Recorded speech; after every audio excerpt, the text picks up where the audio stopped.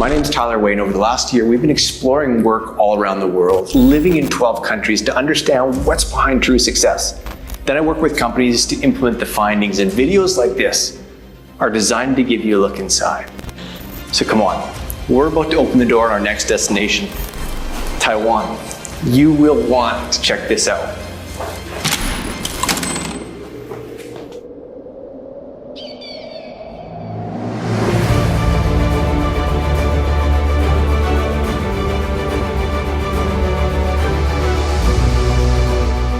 It's in places like this you can feel and see the legacy of success here in Taiwan. Right behind me is Taipei 101, massive building. It starts to show just how big of a presence Taiwan has had in the world of work.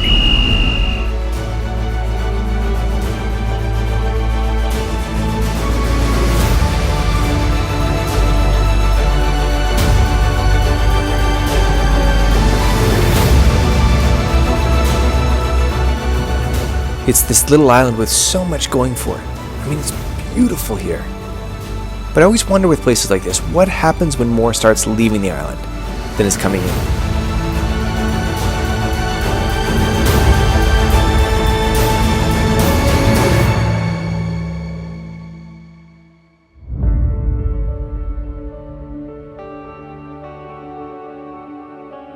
So we're touched down, settled, and ready to go here in Taiwan, and I'm pumped to learn about work here, because in the last few countries I've been in Asia, whether that's China or Japan or South Korea, there's this story about work that somewhat precedes them. But Taiwan, I'm not aware of a story like that, and it's not because they're small. In fact, they've got a really big footprint in the world of work. It's more something else about their culture of work here. It's true. Taiwan's been a quiet heavyweight in the world business scene. Lots more comes out of Taiwan than you may be aware of. So what do we know about this country? It's an island, 23 million people. The capital is Taipei. Unemployment is 4%. And while you may not hear about it all the time in the news, Taiwan is a titan in electronics, home to Foxconn, Asus, HTC, Acer, and Quanta Computers. And if you haven't heard of the last one, I'm not surprised. But don't be mistaken, it's huge. It's just a ghost brand, which means you don't hear of it, but there's a good chance Quanta built your computer. And if it didn't, bet that another Taiwanese company did. You see, that's one of the things that jumped out to me in Taiwan. It's this relatively small country, surrounded by some of the big Asian powerhouses, yet it quietly holds its own. And while it certainly shares in some of Asia's challenges around pressure of work and overwork, that wasn't the thing that really jumped out to me here. Something else started to emerge as one of the defining characteristics to work in Taiwan. So one of the things that's inherent in Taiwan, we almost overlook it because it's so obvious, is that it's an island. And so what's fascinating with islands is that they almost start to form natural experiments over time. Because with an island, what happens is that your resources are fixed. Your people resources, your natural resources, and so if things are leaving the island, you're losing them. And if things are coming, you're gaining them, but you start to figure out how that plays out over time, and it actually has major ramifications to the workforce here, to the culture of work here.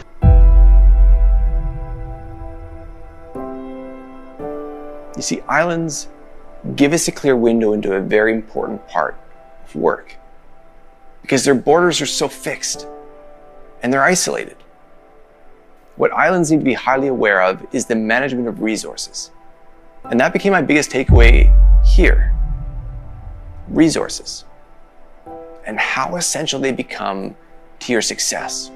So while you may not live on an island, this lesson is important for you to understand. Let me explain. You've likely heard of brain drain. It's a term used to describe highly educated or highly trained people leaving a certain location to go find work somewhere else. Well, Taiwan, this little island, less than 1/10 the size of Japan, is predicted by Oxford Economics to have the largest deficit in talent in the world by 2021. And 6 out of 10 of those workers leaving Taiwan to work abroad are professionals, meaning they're highly educated, highly skilled, highly trained, all that talent, all that brain power leaving. It's said that over 1 million Taiwanese workers have left the country. And remember, their population is under 24 million people. But for a minute, don't focus on why that's happening. Focus on what it means to a place like Taiwan. Because they have more resources leaving than coming in, they get a deficit that becomes harder and harder to get out of. In very simple terms, that's what happens as you run out of resources. There's not much more to give, which makes it that much harder to change. So why did this lesson jump out as something critical to shine a light on? Over and over again across the world, and I tend not to showcase these stories about work, but you meet people who've ended up in a deficit, little more to give, no slack left to make the changes they seek. They've given their time, they've given their abilities, their energy to make something work, and it's not yet working. These are the really tough stories of work that I sometimes run into. So Taiwan became a great example for this lesson because unlike many of the stories where resources have become critical, Taiwan, in spite of some of their brain drain challenges, has continued to chug along. They're still doing well. So what does this lesson mean to you? Well, I often get asked how I help someone change the work that they're struggling in when they don't have this slack in their life to make a big change. It's actually a really hard problem to solve. It kept me up at night for years until I let myself accept the answer. When you want something to change but resources are running low, slack is gone in your life, your company, your team, you take a deep breath, see it for what it is, recognize that more of the same isn't helping, and then you lead your way out. You take your next step on a different path than normal, then another step, and you find new energy because you're moving away from what wasn't working to discover the way forward that will slowly make things better. Then you keep taking those steps. Often we want a better answer. The challenge is, I've yet to find one. So when resources start running low, try not to panic. Just lead your way out. I loved my time in Taiwan. Great people, great food, great ingenuity, business success. Like I said, they're this little heavyweight, yet they gave us a glimpse into something we should all be aware of. The challenges that come when what we have starts to run out.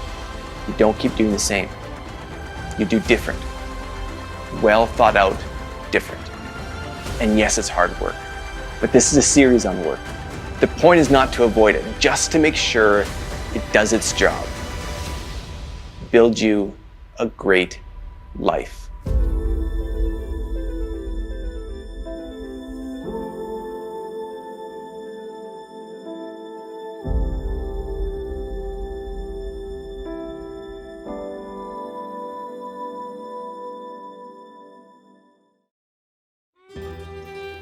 And I'll see you next time. From Hungry.